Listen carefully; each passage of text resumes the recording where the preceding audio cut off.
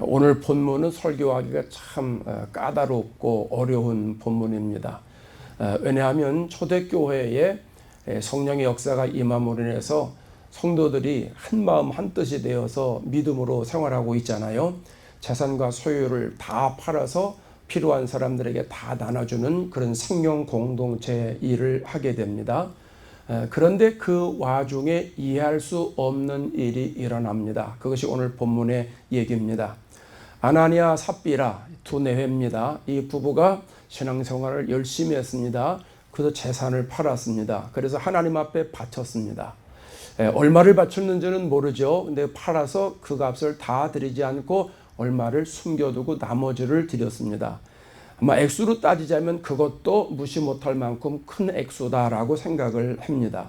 그런데 그 거짓말 했다는 것 하나 때문에 그 자리에서 죽었다라고 하는 것이죠. 이게 이해할 수 없는 일이고 충격적인 사건 중에 사건이라는 것이죠. 여러분, 다른 한편으로 우리가 보면 그래도 헌금을 많이 한 건데 재산을 팔았다고 하는 것은 그래도 작은 돈이 아니리라 생각을 하잖아요. 뭐 작을 수도 있고 클 수도 있지만 그래도 재산이면 자기 전 재산인데 그게 쉬운 일은 아니지 않습니까? 근데 그 중에 뭐 얼마를 바쳤든 얼마를 숨겼든 어쨌든 그래도 많이 바쳤을 텐데 그까지 거짓말 조금 했다고 하나님이 그걸 그 자리에서 즉사시킬 정도로 그렇게 노하시면 이거 어떻게 하느냐 뭐 이런 생각을 할 수 있다라고 하는 것이죠. 더군다나 초대교회 전체 공동체를 따지면 초대교회가 은혜롭게 막 성장하는데 이 일로 인해서 찬물을 확 끼친 거나 마찬가지가 된다는 거죠.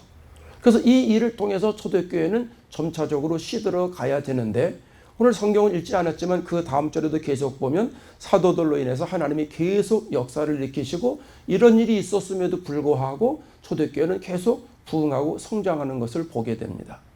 그러면 그 성장기에 하필이면 사도행전 28장까지 있잖아요. 그러면 성령 강림한 게 2장인데 그럼 2장, 3장, 4장 얼마 지나지 않은 바로 5장입니다. 5장에 이 부분을 넣은 이유가 무엇일까?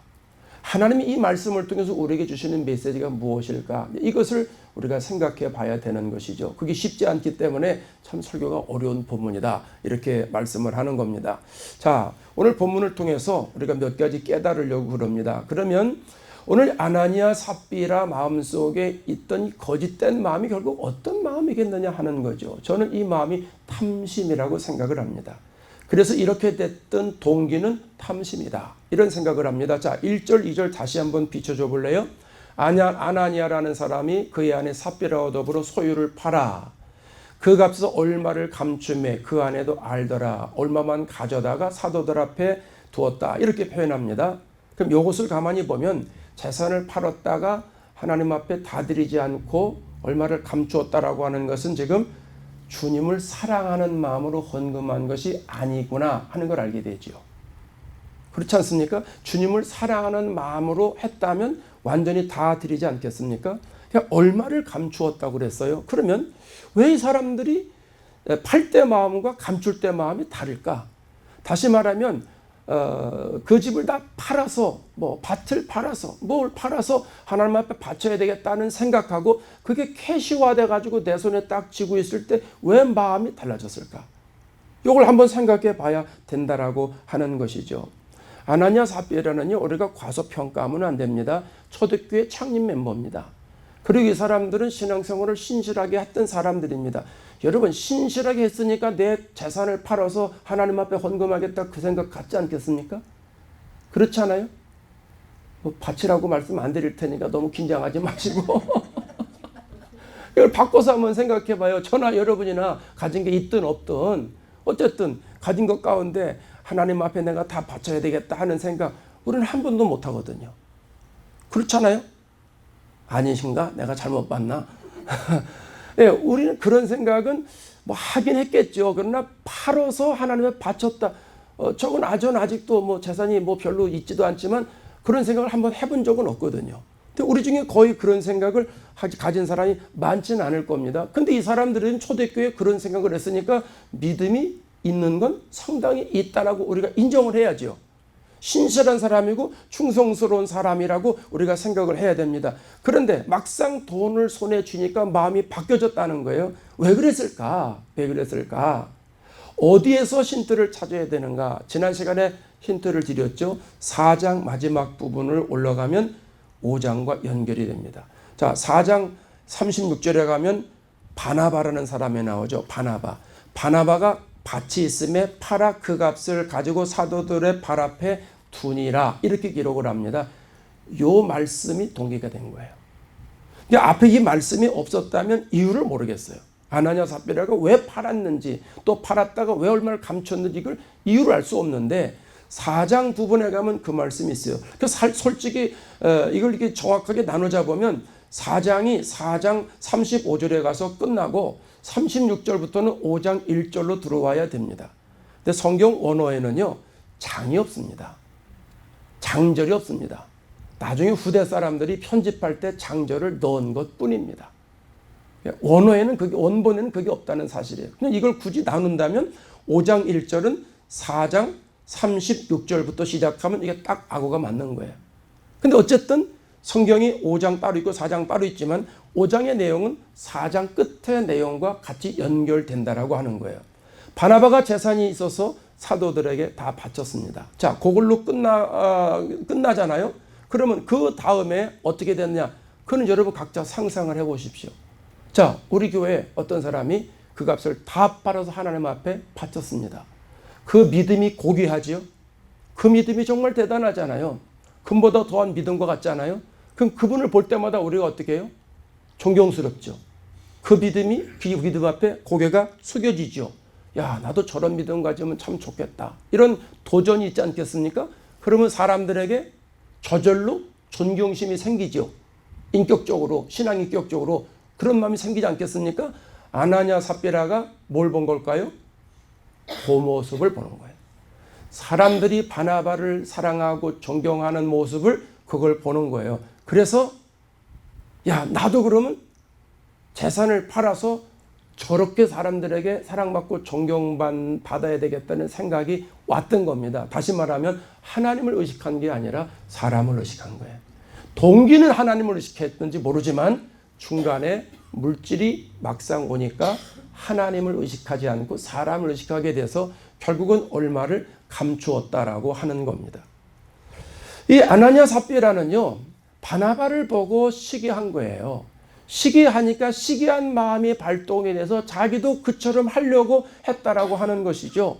그래서 자기도 땅을 팔아 바치면 자신들도 바나바처럼 칭찬받고 존경받을 것이라고 하는 착각을 했던 것이죠. 칭찬은 받고 싶고 사람들에게 존경은 받고 싶고 다 내기는 아깝고 막 이런 거 아닙니까? 그걸 뭐라 그래요? 시기심, 탐심이라고 하지요. 여러분, 탐심에 사로잡히면은요, 걷잡을 수 없이 나갑니다. 자, 3절을 비춰주세요. 아나니아 삽비라가 탐심에 사로잡혀서 어떻게 되죠? 3절에 보세요. 베드로가 이르되, 3절 안 넘어갑니까? 자, 베드로가 이르되 아나니아야, 어찌하여 사탄이 내 마음에 가득하여 내가 성령을 속이고 땅값 얼마를 감추었느냐. 시기하는 마음이 생긴 다음에 사탄이 내 마음에 가득하여, 이렇게 표현합니다.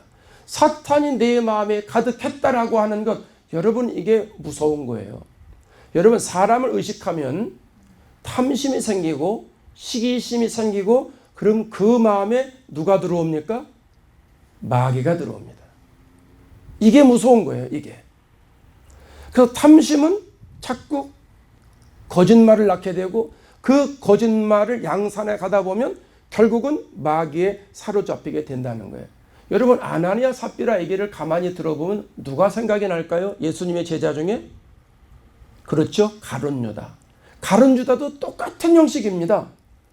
자, 요한복음 13장 2절을 한번 볼까요? 마귀가 벌써 시몬의 아들 가룟 유다의 마음이 중요합니다. 가룟 유다의 마음에 예수를 팔려는 생각을 넣었더라. 자, 마귀가 가룟 유다에게 접근을 합니다. 그리고 마음에 예수님을 팔려는 생각, 그걸 벌써 심어 넣어 주는 겁니다. 아주 단순한 생각입니다. 예수님을 은 30을 받고 팔아버릴까? 이 생각을 넣어주는 거죠. 또 이 생각을 한 거예요. 그러면 여러분 마귀의 생각이 올 수도 있지요. 마귀의 생각이 저와 여러분에게 올 수도 있지요. 아닌 것 같아도 끄떡끄떡 거리세요. 마귀의 생각이 올 수도 있어요. 다 올 수도 있어요. 아니 기도할 때 마귀 생각 안 옵니까? 와요 다. 근데 중요한 거는 뭐냐면 그 생각이 나에게 왔을 때 반응을 내가 어떻게 하느냐가 중요한 거예요. 그럼 마귀 생각이 왔을 때 그 마귀 생각을 떨쳐버릴 수도 있죠. 이건 마귀 생각이구나. 이건 아니야. 마귀는 물러가라. 이렇게 떨쳐버릴 수도 있습니다.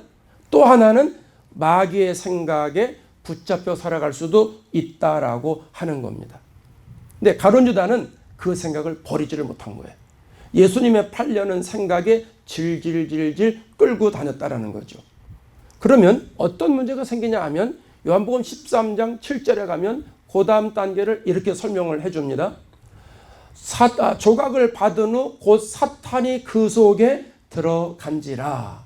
요한복음 13장 27절 조각을 받은 후 사탄이 그 속에 들어간지라. 누구 속에 들어간 거예요? 가룟 유다의 어느 속에? 생각 속에 들어갔다라고 하는 거죠. 그럼 마귀가 가룟 유다를 처음에는 미혹시키는 거예요. 은 30으로 미혹시키고 거기에 솔깃하니까 그 다음에 생각을 넣어주는 거예요. 생각을 넣어줘서 생각을 사로잡으니까 그 생각 속에 마귀가 쏙 들어가는 거예요. 그럼 게임 끝난 거예요. 그럼 그 다음부터는 마귀가 움켜쥐고 다니는 거예요. 그래서 마귀가 가룟 유다를 붙잡고 다니면서 결국 예수님을 팔게 하지 않습니까? 오늘날에도 마찬가지입니다. 마귀가 우리를 타락시키는 방법이 똑같습니다. 처음에는 그럴듯한 생각을 넣어줍니다. 보암직하고 그럴듯하고 탐스러운 생각을 우리들에게 넣어줍니다. 그게 첫 번째 단계입니다. 누구나 그 생각 할 수 있습니다. 멋있는 건 멋있다고 보이죠. 탐스러운 건 탐스럽다고 보이죠. 그게 안 보이면 눈이 잘못된 거예요. 다 보여요. 근데 그 다음 생각이 중요해요. 그걸 내가 품으면 그 다음부터 문제가 생기는 거예요. 그 생각을 내가 품으면 그것으로 끝나는 게 아니라 마귀가 내 생각 주머니 속에 쏙 꽈리를 틀고 들어와 앉게 되는 거예요. 그럼 마귀가 내 생각 속에 싹 들어오면 그 다음부터는 내가 마귀에 사로잡혀 살아갑니다. 마귀의 노예가 됩니다. 마귀의 종노릇하게 됩니다. 마귀가 시키는 대로 할 수밖에 없다라고 하는 거예요. 그래서 우리가 마귀가 생각을 넣어주면 이게 마귀 생각인지 하나님 생각인지 분별해야 됩니다. 그래서 영분별의 은혜를 받아야 된다는 거예요. 영적인 분별을 받아야 돼요. 영적인 분별의 은사를 받아야 돼요. 아주 쉬워요. 마귀 생각이냐 하나님 생각이냐 하는 건 너무너무 쉬운데 아주 간단하게 분별하는 방법. 하나님 생각은 성령의 생각은 성령은 하나 되게 하시는 영이에요. 하나 되게 하는 영. 어떤 생각을 줬습니다. 그 생각을 가졌습니다. 그 생각대로 하면 어떻게 될까? 혼이 나오잖아요. 그러면 하나가 된다. 부부가 하나가 되고 부자가 하나가 되고 또 교회가 하나가 되고 성도들이 하나가 되고 목사와 성도들이 하나가 되고 나와 하나님이 하나가 된다. 그거는 성령의 생각입니다. 근데 마귀 생각은요. 갈라놓는 생각이에요. 마귀 생각은 반대예요. 디아블로스. 마귀는 자꾸 떨어뜨리는 생각을 넣어줘요. 그래서 마귀가 생각 넣어준 걸 생각해서 야, 이 생각을 하면 어떻게 될까 하면 이거는 부부 사이가 안 좋아. 부부싸움 자꾸 하는 것도 마귀 생각입니다. 또 성도들과 사이에 이걸 이렇게 하면 그럼 안 좋을 것 같아. 그 마귀 생각입니다. 그러니까 하나님의 생각은 하나 되게 하고 마귀 생각은 둘 되게 하는 겁니다. 그건 굳이 은사 안 받아도 생각 조금만 해도 되지요. 전혀 안 잡수셨습니까? 낮에 더워서 더위를 잡수셨나 봐. 예, 어렵지 않아요. 아주 쉬워요. 그래서 마귀의 생각이 나에게 들어오면 내가 그것을 떨쳐버리면 되는 거예요. 그래서 잠언서 4장 23절에 이렇게 말합니다. 다 같이 읽어보겠습니다. 시작. 모든 지킬 만한 것 중에 더욱 내 마음을 지키라. 생명의 근원이 이에서 남이니라. 우리가 모든 걸 지켜야 될 게 많아요. 그 중에 더욱 지켜야 될 거 우리의 마음. 우리의 마음을 지키라는 거예요. 왜냐하면 이 마음에 모든 게 다 나와요. 그 생명의 근원이 마음에 있다. 이렇게 표현하는 거예요. 로마서 8장에 가면 육신의 생각이 있고 영의 생각이 있다. 설명을 해주잖아요. 인간의 마음에는 마귀가 주는 생각이 있고 하나님 주는 생각이 있다. 그런 말이죠. 그래서 오늘 우리들은요, 하나님 주시는 생각으로 자꾸 채워야 돼요. 말씀으로 자꾸 채우시기를 바랍니다. 그래야지 마귀가 틈타지를 못해요. 하나님 생각으로 자꾸 채워야 내가 자꾸 생명의 언어가 나오고 생명의 삶이 펼쳐지는 거예요. 내가 자꾸 세상 생각 자꾸 집어넣고 마귀 생각 자꾸 집어넣고 그러면 자꾸 하나님부터 자꾸 멀어지는 거거든요. 갈라디아서 가면 성령의 열매가 나오잖아요. 사랑, 실학, 화평, 오래 참음, 자비, 양선, 충성, 온유, 절제, 사유하오, 자양충언절 해서 9가지 열매가 나오잖아요. 이런 생각을 자꾸 내가 되새기는 거죠. 근데 예수를 잘 믿다 보면 이런 생각이 저절로 나오죠. 아니, 날마다 찬송하고 날마다 기도하고 저 예배드리고 하나님을 생각하는 사람에게서 이런 게 자꾸 나오죠. 자꾸 생각하는 사람 입에서 자꾸 그런 말이 나오는 거 아니겠습니까? 어쩌다가 한번 나오려니까 이게 자꾸 다른 얘기가 나오는 거죠. 그래서 저와 여러분들은 마음을 지키는 축복을 받으시기 바랍니다. 예, 내 마음 내가 지켜야 돼요. 누가 안 지켜줘요. 내 마음 내가 지켜서 자꾸 말씀으로 채워서 성령이 내 마음을 주장하도록 만드셔야 되고, 성령께서 주시는 생각으로 마귀가 주는 생각을 분별하게 되고 그걸 빨리빨리 물리쳐야 된다는 것이죠. 그러면 우리 마음속에 탐심이 안 나옵니다.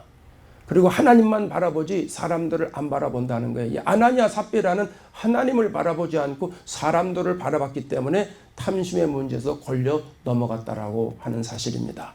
또 하나, 결국 아나니아 삽비라가 그 자리에서 죽잖아요.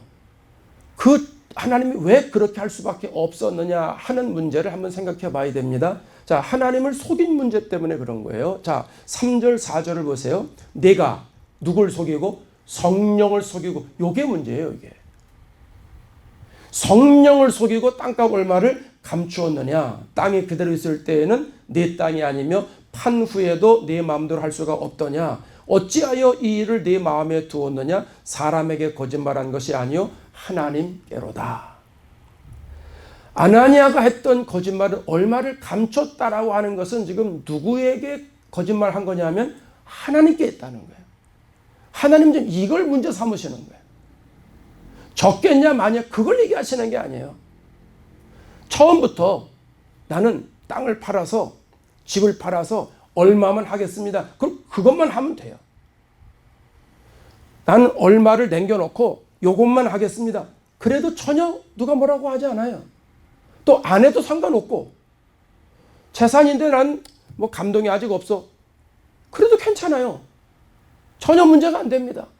근데 처음에는 생각이 다 바쳐야 되겠다는 생각을 가지고 바나바처럼 했는데 중간에 생각이 바뀐 거예요. 그러니까 얼마를 감췄다고 하는 것은 하나님을 없인 여긴 거라는 거예요. 하나님을 만홀히 여긴 거라는 거예요. 그것 때문에 문제가 되는 거예요. 여기 여러분 단순 거짓말이 아닙니다. 여기선 우리가 그런 말 하죠. 하얀 거짓말 있어. 하얀 거짓말. 예. 또 하얀 거짓말의 반대는 뭐죠? 악한 거짓말이죠. 악한 거짓말. 예, 하얀 거짓말은 뭐 다 해도 괜찮다. 예, 하얀 거짓말이니까 선한 의미니까 그걸 갖고 뭐라고 살 생각은 없습니다. 예, 그건 괜찮다고 생각합니다. 근데 악한 거짓말은 뭐냐 하면 하나님께 대한 거짓말을 말하는 겁니다. 하나님께 대한 거짓말. 이것을 하나님이 지금 말씀하고 있는 거예요. 하나님께 대해서 자기가 생각을 한 것을 탐욕에 사로잡혀서 했다는 거예요. 그런데 이런 문제가 생깁니다. 아니, 우리 중에 하나님께 대해서 거짓말 안 한 사람이 어디 있어? 여러분, 나는 하나님께 거짓말 안 했습니다는 손 들어보시오. 저밖에 안 들잖아요. 저도 거짓말 했어요. 그럼 우리는 다 죽어야 되겠네. 그렇죠? 이런 문제가 생기죠. 오늘 새벽에 했던 말씀하고 같이 연결시켜 보면 이해가 빨리 될 거예요. 지금 이것은 지금 언제 있었냐면 성령이 충만해서 초대교회가 막 시작할 때입니다. 시작할 때 이런 문제가 생기니까 하나님이 교회를 통해서 일을 하기 시작할 때 이런 문제가 생기니까 하나님이 야, 이거는 바로 잡아야 되겠다. 그건 바로 시작할 때인데 이런 문제가 생기면 어떡하냐? 아마 하나님이 그렇게 생각했다라고 하는 것이죠. 그러니까 처음에 바로 잡는 거예요. 그러니까 그 다음에 이런 일이 또 없었느냐? 저는 있었다라고 생각을 합니다. 또 없었겠어요? 10년 뒤에도 있을 수 있고 100년 뒤에도 있을 수 있죠. 근데 그때는 가만히 계셨어요. 바로 그런 이유라는 거예요. 처음에 신앙생활을 시작을 하는데 초대교회를 지금 형성해가는 과정의 가장 중요한 시기에 하나님을 하나님을 속이는 일을 하고 하나님을 만으로 여기는 일을 하니까 하나님이 영적으로 초대교회를 바로 세우는 일을 하기 위해서 이렇게 한다는 거예요. 그럼 여기서 지금 가장 중요한 말이 뭐냐 하면 아나니아와 삽비라는 겉으로는 예수를 잘 믿는 것으로 시작을 했지만 결국 그 안에는 하나님이 계시지 않다는 것들을 보여주는 것이라는 거예요. 여기서 오늘 우리들이 배워야 할 것은요, 하나님의 거짓말 괜찮다 그 말이 아닙니다. 하나님 앞에 거짓말하는 거 하지 말아야 됩니다. 아시죠? 그러면서 그것이 어떻게 드러나야 됩니까? 하나님이 내 안에 계시다라고 하는 믿음으로 드러나야 된다라고 하는 거예요. 여러분, 하나님이 내 안에 없다라고 생각하면 예수 믿어도 과감하게 거짓말을 합니다. 겉으로는 예수님을 믿는다고 말을 하지만 내 안에 하나님이 안 계세요. 그래서 하나님 사정권 안에 내가 들어가 있질 않아요. 성령이 계속해서 마음의 말씀을 하시는데도 못 들은 척하고 거부합니다. 그리고 내 마음대로 합니다. 오늘날은 이것을 하나님이 말씀하시는 거예요. 여러분, 사람을 속이는 게 쉬울까요? 하나님을 속이는 게 쉬울까요? 여러분 옆에 계신 분을 속이는 게 쉬울까요? 하나님을 속이는 게 쉬울까? 여러분이 저를 속이는 게 쉬울까? 하나님 속이는 게 쉬울까? 뭐가 쉬울 것 같아요? 예? 사람을 속이는 게 쉽다 하는 분, 하나님을 속이는 게 쉽다 하는 분, 네, 반반이라고 생각을 해요. 가만히 보니까, 눈치를 보니까 그런 것 같아. 근데 여러분, 하나님 속이는 게 훨씬 쉽습니다. 무슨 얘기인지 모르세요? 하나님 속이는 게 훨씬 쉽습니다. 하나님이 침묵해서 그러시죠. 하나님이 가만히 계시니까 그런 거예요. 근데 여러분 보세요. 사람들에게는 신의를 그래도 지키려고 그러잖아요. 근데 하나님 앞에 신의는 안 지키려고 그래요. 안 지켜도 괜찮다. 뭐 하나님 또 사랑이 많으시고 뭐 그전에도 이렇게 했는데 그러잖아요. 우리가 솔직히. 여기서 예외되는 분이 있어요. 저도 마찬가지고요. 여러분 은혜 받았을 때는 얼마나 우리가 결단을 많이 합니까? 중보기도 세미나 갔다 오신 분 지난주 갔다 오셨는데 일주일밖에 안 지났어요. 지금 일주일도 안 지났어. 근데 가서는 뭐 이렇게 저렇게 결단하셨죠. 근데 일주일 동안 하셨어 안 하셨어? 하신 분도 계시고 안 하신 분도 계시고 아마 어림잡아 안 하신 분이 더 많을 것 같아. 어떻게 더 잘하느냐? 저도 그랬거든요. 부흥회 때 은혜 엄청 받습니다. 또 모아서 엄청 받습니다. 하나님 내가 죄인입니다. 내가 잘못했습니다. 다음부터는 잘해야지 그렇게 합니다. 며칠 못 갑니다. 그걸 누굴 만으로 여기는 거예요? 하나님을 만으로 여기는 거예요. 근데 교인들하고 약속한 거는요. 그렇게 안 합니다. 왜? 만날 보거든요. 만날 보니까 자기 체면이 있지. 지켜야 돼요. 웬만한서는. 우리가 그렇게 살지 않습니까? 솔직히. 그런 걸 가르쳐 주시는 거예요. 그런 것들을. 우리 안에도 이런 모습이 있기 때문에 이런 걸 통해서 우리가 진실하게 살아라. 성령 속이지 말아라. 악한 거짓말 하지 말아라. 하나님 앞에 진실하게 바로 신앙생활하라. 이걸 우리들에게 알려주신다라고 하는 겁니다. 여러분, 악한 거짓말을 계속하게 되면 어떤 문제가 생기냐 하면 요한복음 8장에 예수님이 이런 말씀을 하세요. 44절 봅니다. 너희는 너희 아비 마귀에게서 났으니 너희 아비 욕심대로 너희도 행하고자 하느니라. 그는 처음부터 살인한 자요 진리가 그 속에 없으므로 진리에 서지 못하고 거짓을 말할 때마다 제 것으로 하나니 그이는 그가 거짓말쟁이요 거짓의 아비가 되었음이라. 하나님을 속이는 사람, 이 사람은 지금 누구에게 붙잡혀 있다는 거예요? 마귀한테 붙잡혀 있다는 거예요. 너희는 너희 아비 마귀에서 났으니, 네, 마귀의 자녀들이라는 거예요. 여러분 이거 끔찍한 얘기 아니에요? 마귀의 자녀들이기 때문에 마귀의 손아귀에서 헤어나질 못하는 거예요. 그러니까 결국은 마귀는 계속 거짓말을 합니다. 여러분 도둑놈이 언제 도둑질을 안 하게 될까요? 도둑놈은 놈이라고 해도 괜찮죠? 도둑시. 이 도둑시들이 언제 도둑을 안 하게 됩니까? 걸릴 때까지 안 합니다. 걸릴 때까지. 한 번 할 때마다 이번만 꼭 하지. 연속극에서 보니까 그렇더라고요. 옛날에 뭐 수사반장이나 요즘 연속극이나 가만히 보면 도둑들 나오는 거 보면 이번만 한 번만 꼭 하면 절대 내가 하자고 얘기 안 할 테니까 한 번만 해, 한 번만. 예, 그리고 한 번으로 끝나지 않습니다. 그리고 나중에 또 아쉬우면 이번에 또 꼭 한 번만. 그러다 보니까 자꾸 별을 달잖아요. 2개 달고 3개 달고 4개 달고 5번 달고 뭐 계속 들락날락 뭐 그러지 않습니까? 걸릴 때까지 하는 거예요. 여러분, 우리가 거짓말을 언제까지 해요? 걸릴 때까지 해요. 누구한테 걸릴 때까지요? 하나님께 걸릴 때까지. 다시 말하면 얻어맞을 때까지 한다 말입니다. 하나님이 봐주다. 야, 너 이제 안 되겠다. 너 더 나가면 너는 힘들어. 그냥 여기서 좀 그만해야 되겠다. 그럴 때 하나님이 손대거든요. 하나님이 입만만 하면 손 안 대세요. 어떤 사람은 저는요 조금만 잘못해도 하나님이 막 팍팍 하시던데요. 그 사람은 복받은 사람입니다. 그 사람은 복받은 사람이요. 저도 가끔 그런 기도 할 때가 있어요. 그전에는 정말 많이 했는데 요새는 하도 무서워서 이제 안 해요. 그런 기도를. 처음에 목회할 때는요 그런 기도 많이 해서 하나님 제가 조금만 잘못해도 한 팍팍 때려주세요. 막 이랬어요. 왜냐하면 저는 그전에 막 하나님 앞에 약속하거나 뭐 신앙생활 게을리하거나 뭐 잘못했거나 이러면요 제일 먼저 하나님이 머리를 치셨어요. 그래서 머리가 아파요. 제가 뇌수술했잖아요. 뇌수술했기 때문에 약을 엄청 많이 먹었습니다. 아주 수년 동안 약을 엄청나게 많이 먹었는데 뭐 너무너무 신경을 많이 쓰고 골치 아프니 해서 머리부터 아파요. 저는 머리가 아프면 아무것도 못해요.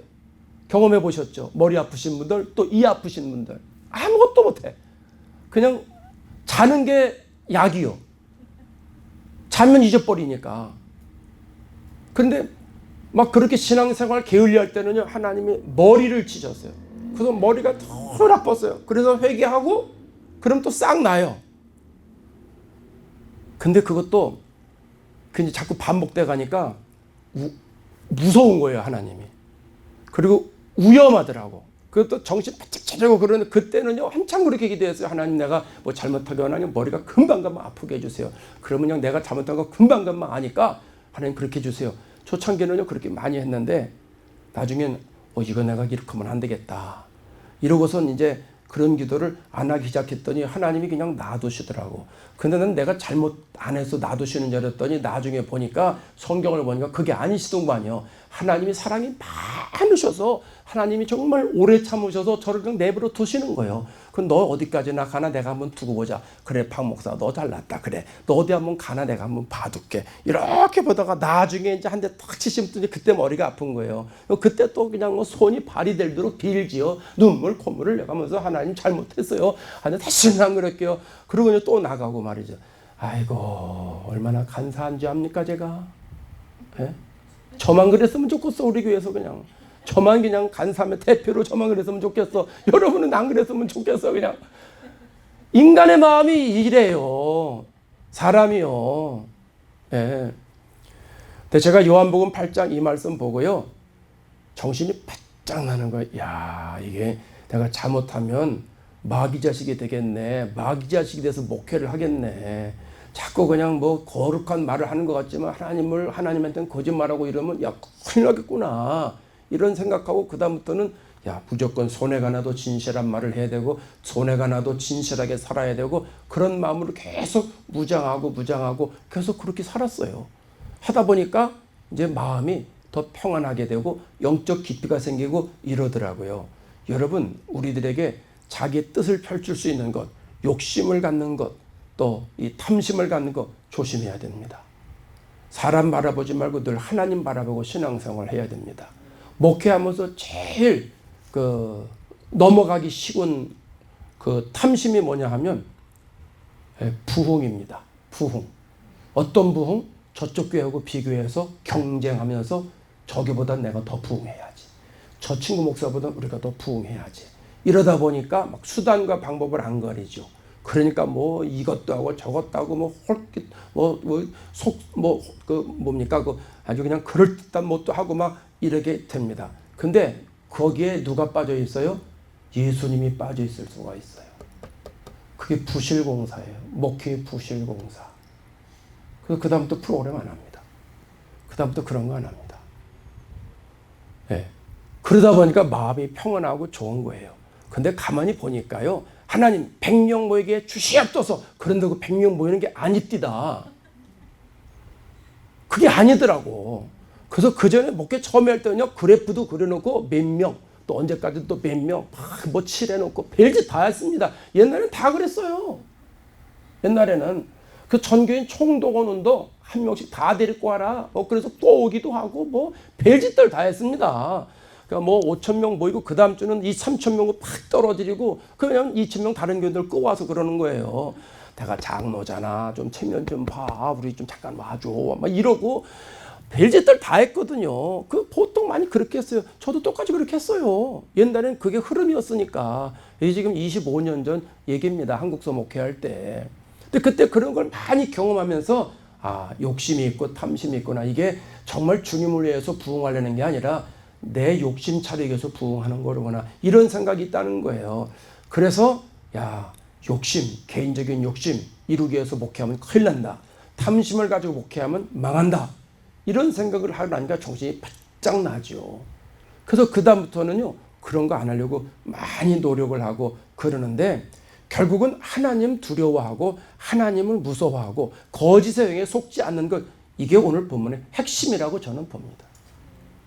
여러분, 우리는 신앙생활 진실하게 해야 됩니다. 믿음의 주의 온전히 계시는 예수님만 바라봐야 됩니다. 하나님 앞에 진실하게 나아가야 됩니다. 하나님 두려운 줄 알아야 돼요. 하나님 두려운 줄 모르고 신앙생활할 때가 얼마나 많은지 몰라요. 여러분, 우리가 예배당에 와서도 벌써 그 사람의 자세를 보면 하나님 두려운 사람인지 아닌지 알아요. 기도하는 것도 보면 알아요. 찬송하는 것도 보면 알아요. 우리가 늘 하나님이 안에 계시다. 하나님이 나와 함께 하신다. 그러면 늘 하나님 생각하고 하나님 두려운 줄 알고 겸손하게 우리가 생각을 하고 살아가면 하나님을 경외하는 사람이 됩니다. 여러분, 하나님 두려워하는 사람이 복입니다. 하나님을 경외하는 사람이 복입니다. 오늘 본문은 마지막 절에 이렇게 마무리를 합니다. 11절에 온 교회와 이 일을 듣는 사람들이 다 크게 두려워하니라. 누굴 두려워한다는 거예요? 하나님을 두려워한다는 거예요. 하나님이 이걸 가르쳐 주시기 위해서 지금 이 얘기를 하는 거예요. 하나님을 두려워하는 사람들이 되어서 신앙생활을 하라는 거예요. 여러분, 우리가 하나님을 두려워하는 신앙생활을 하게 되면 그 사람은 수지 맞는 사람입니다. 늘 하나님 두려워하면 늘 하나님께 뜻을 맞추고 하나님의 뜻대로 살아가게 됩니다. 그리고 하나님 말씀이라면 벌벌벌 떱니다. 그리고 하나님이 무서운 줄 알고 신앙생활하면 자녀들이 신앙생활을 번듯하게 잘합니다. 부모가 하나님을 무시하면 자녀들도 하나님 무시합니다. 여러분, 그거 알잖아요. 아버지가 하는 대로 아들이 하잖아요. 아버지가 하는 대로 아들이 해. 엄마가 하는 대로 딸이 해. 나중에 그대로 따라서 합니다. 그럼 내가 하나님을 두려워하고 하나님을 경외하고 하나님을 섬기면 그 모습을 누가 봅니까? 자녀들이 봅니다. 그럼 자녀들도 결국 하나님을 두려워하고 하나님을 섬기고 하나님의 기쁨의 대상이 됩니다. 그게 신앙교육 잘 시키는 거예요. 그래서 뭐 말이 필요 없어요. 내가 그냥 진실하게 하면 돼요. 그 고등학교를 졸업하고 대학을 가면 80% 학생들이 교회를 안 다닌다잖아요. 그걸 사일렌트 엑소더스라고 그래요. 조용한 탈출이라고 그래요. 그리고 그렇게 대학 다녔던 친구들이 대학을 졸업하면 90%가 교회를 안 다녀요. 그럼 고등학교 졸업한 12학년 졸업한 아이들이 대학교 졸업할 때까지 4년 동안 그 중에 또 추려진다는 거죠. 그럼 결국은 아주 쉽게 10%밖에 청년돼서 교회 안 다닌다는 얘기예요. 왜 그럴까요? 통계조사에 의하면 아이들의 그 통계를 보면 가장 먼저 뽑는 게 뭔지 아세요? 부모의 이종성입니다. 유스부 아이들 통계가 부모의 이종성 때문에 대학 가면 교회 안 다닌대요. 예수 안 믿는데요. 그게 뭐냐면 집에서 보는 부모의 모습과 교회에서 보는 부모 모습이 다르대요. 자녀들 보기에 그렇대요. 그래서 자녀들이 보기에 우리 아빠는 가짜야. 우리 아빠는 진짜야. 그걸 다 알고 신앙생활 한대요. 그래서 대학을 가면 부모 곁을 떠나니까 이제는 자유. 교회 안 나가도 돼. 그전에는 어쩔 수 없이 부모가 있으니까 나가줘야 돼요. 부모님이 우리 아빠가 교회 장로님이고 목사님이고 권사님이니까 부모 체면을 해서 나가주는 것 뿐이에요. 근데 대학을 가면 목사 아들이든 장로 아들이든 권사 아들이든 부모의 이중성을 본 사람들은 교회 안 나갑니다. 이게 그 아이들 고백이에요. 여러분 이게 심각한 문제입니다. 한국이나 여기나 똑같습니다. 그래서 우리가 교회에서도 예수 잘 믿어야 되지만 가정에서 예수 잘 믿어야 돼요. 가정에서도 진실하게 예수를 믿어야 돼요. 그런 모습을 배우자가 보고 자녀들이 보지요. 그렇게만 해도 신앙생활은 대대로 이어갈 수 있다는 거죠. 그런 걸 다시 한번 우리가 생각하게 됩니다. 자, 오늘 본문을 통해서 우리가 기도할 제목, 성령을 속이려는 어리석음이 내 안에도 가끔씩 있습니다. 나도 모르게 있습니다. 하나님, 내가 주님을 두려워하는 마음 갖게 해주시고, 그래서 성령을 귀히 여기게 해주시고, 아나니아 삽비라처럼 성령을 속이려는 어리석음이 내 마음속에서 지해지게 해주세요. 하나님 앞에 진실하길 원합니다. 성령이 주신 생각대로 내가 살아가기를 원합니다. 저에게 그런 은혜를 부어 주옵소서. 그렇게 기도하시겠습니다.